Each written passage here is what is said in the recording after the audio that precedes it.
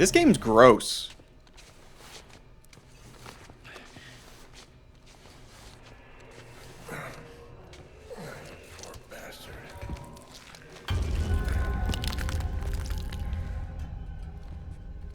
Fans of Dead Space and survival horror in general have been eating good this past year.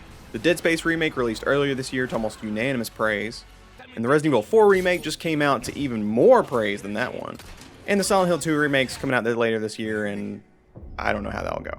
But again, those are all remakes.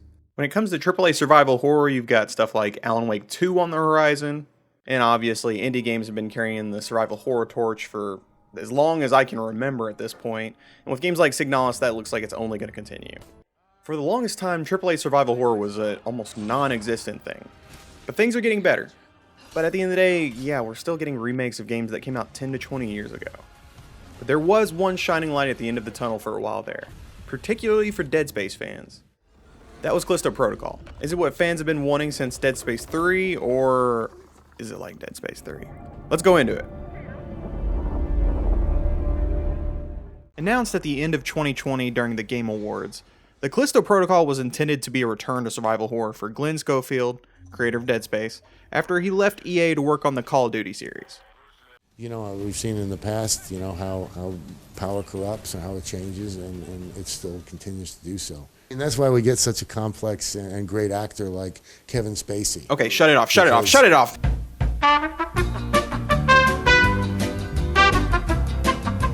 Krafton, the studio behind PlayerUnknown's Battlegrounds, but Krafton hired Glenn Schofield to create a studio named Striking Distance to develop the Calisto Protocol and tie it into the lore of PUBG. You know, because when you think PUBG, you think this.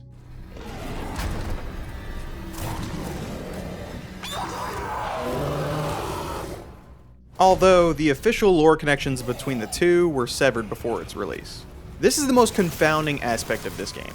Obviously, I'm not going to spoil the story, but I don't have a problem telling you that the game still has loads of connections between the two. Of course, no one actually knows the lore of PUBG, but if you're interested in how they connect, I'll point you towards this video from Channel Requires DLC, who does a great job of explaining the backstory of PUBG and how it connects to Calisto Protocol. Okay, I'll answer the question you've been yelling at your computer screen this whole time.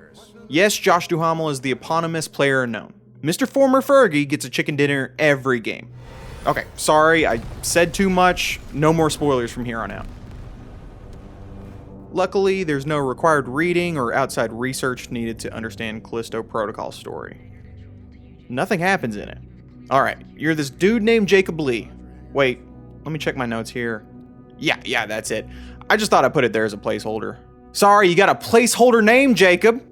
Anyways, Jacob and his co-pilot, I'd say his name, but he dies in the first 5 minutes, transport medical supplies to different planets in our solar system. That is until one routine mission to Callisto goes awry. The terrorist group named Outer Way boards your ship along with their leader Danny, played by the boys' Karen Fukuhara. A ship crash ensues, and next thing you know, you're a prisoner at Black Iron Prison. From there, the story goes exactly where you expect it to. Nothing surprising, nothing really all that exciting. By far, the most interesting thing about this story is its connections to PUBG and just how batshit they are. One of the main proponents of PUBG lore is that there's an Illuminati group running all of the different, Battle Royale games, and they're doing all this to find the ultimate survivor. Why do they need to find the ultimate survivor? I have no idea. I guess it sounds cool on paper. Calisto Protocol connects to it. It's very dumb. God, it's dumb. Even with how dumb the story gets, all of the actors do a good job. Obviously, they're contending with the writing and dialogue, so there's only so much they can do at the end of the day. I mean, just check out this scene. Didn't expect to see you again. Oh yeah, why's that? Huh? You left me out there to die? And you tried to kill me back on your ship. Guess that makes us even. Look, I don't know if you noticed, but things have kind of gone to shit out there. Hey, you don't have to like me and I don't have to like you, but Elias was right. We don't stand a chance alone, but together we might just make it out of here alive. Every cutscene is laden with cliches, and the game never acknowledges it. I mean, I don't want... What's his name again? Jacob Lee. Yeah, Jacob Lee. Obviously, I don't want him making jokes and winking at the camera, but there's no acknowledgement about how dumb this story is. In any way. It's so self-serious from beginning to end, and it does nothing with its characters, nothing with its world. It's a bummer. There is some character development, but that only happens at the final 10 minutes of the game, and by that point you've already checked out. It's 2022. Why do games still have stories like this? I just love that last part. Gives me chills every time. To a much lesser extent, the original Dead Space had similar problems. But that game had such interesting lore that was really expanded on in the sequel. Not Dead Space 3, let's not talk about that. I imagine a lot of this comes down to the rushed development cycle. This game was put out in 2 years, and that is insane to me. Luckily, the gameplay in Calisto Protocol fares much better.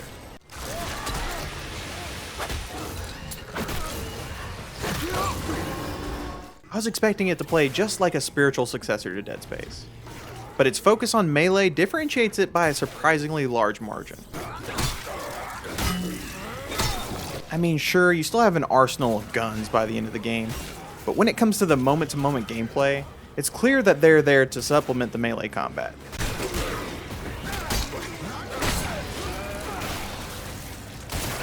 They also act as the ripcord you pull when things get too hectic. Now, there's definitely moments where guns are required. They are needed for the multiple reused boss fights over the course of the game, or when you need to shoot the tentacles. That's the most Dead Space thing about this game. Around halfway through, you walk into a room and see this. No other explanation needed. You must shoot the tentacles. God, this is hokey. I sort of feel like I was catfished in a way because until this point, it felt distinct enough from Dead Space. You're not dismembering limbs from that point on, but instead, shooting points on enemies where tentacles sprout out. Normally this happens when you're hitting an enemy with your baton to basically force you into not solely using that.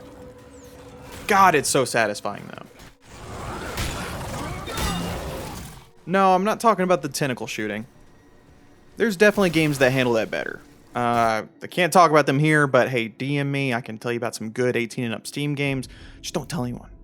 No, I'm talking about the melee combat. It's very simple. The right trigger is your attack, and you have a block and a dodge. So yeah, there's a clear lack of depth here. But when it comes to just beating up some melting men, it feels great. There's no smokin' sexy style combos or anything, but it's easy to fall into a rhythm all the same. The shooting feels good, but it's still nothing special. The guns feel like an afterthought or something the devs were forced to include, if anything. Ultimately, I like that the game de-emphasizes the gun combat in favor of the melee. It really makes this game. I'm hoping that if we get a sequel to this, that it's elaborated on much more though.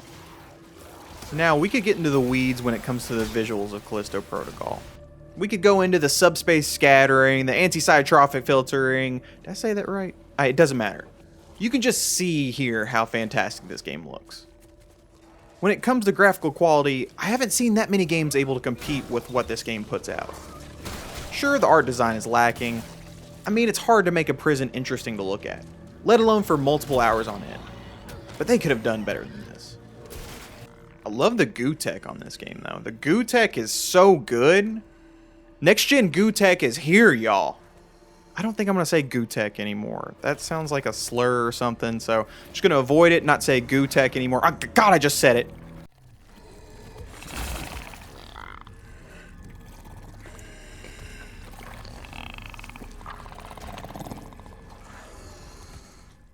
Obviously, sound design has to be one of the most important things in a horror game. And Calisto Protocol doesn't disappoint in that regard. Although there isn't anything about it that truly makes it stand out.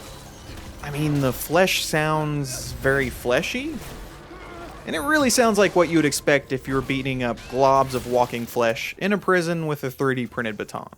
Still, it's what you expect though. And like almost every other element of Calisto Protocol, there's nothing surprising about it. The Calisto Protocol is one of the better examples of games I've played recently that are better than the sum of its parts. It's still not anything I'd say that you should go out of your way to play, but I had an overall good time with it. I'd recommend horror fans check it out, but I feel like a lot of them could hate it. It's ultimately not very scary, and it's not that much of a survival horror game on top of that. I don't know, maybe Gears of War fans would love it. The punchy combat really feels more in line with that game, save for the cover system obviously, than most of the other horror games currently on the market. I finished it up right around the release of the Dead Space remake earlier this year, and I still found myself drawn to it over that fantastic remake. Obviously, I would recommend that over Callisto Protocol, but for whatever reason I couldn't put it down even though I had the much better game waiting for me. I mean, yeah, I'm a completionist, so a lot of that has to do with me wanting to upgrade all my weapons, and they added a new game plus mode, so yeah, I fell into a hole. But that really says a lot about how much I enjoyed the game overall.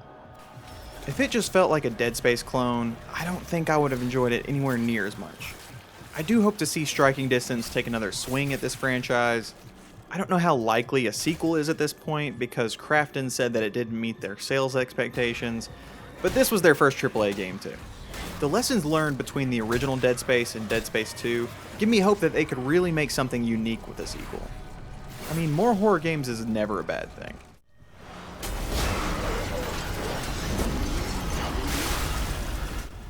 Oh, you're still here? Oh yeah, you need a score. Right. If you've watched my channel before, you know how seriously I take my scoring system.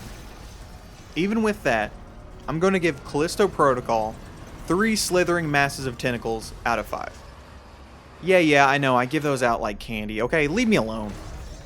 Callisto Protocol has a lot of issues, and sure, it's not very unique, but the melee combat is so satisfying that I'd recommend maybe checking it out solely for that. Thanks for watching the video. This has been my first review in a while, so I'm getting back into the swing of things. So if you enjoyed this video, make sure to subscribe so you'll see my future reviews as soon as I publish them. And if you're a Game Pass fan too, I post new videos where I cover new Game Pass releases every Tuesday and Thursday, so if that sounds like your thing, subscribe for that too. But either way, I appreciate you watching this, and I'll see you next time.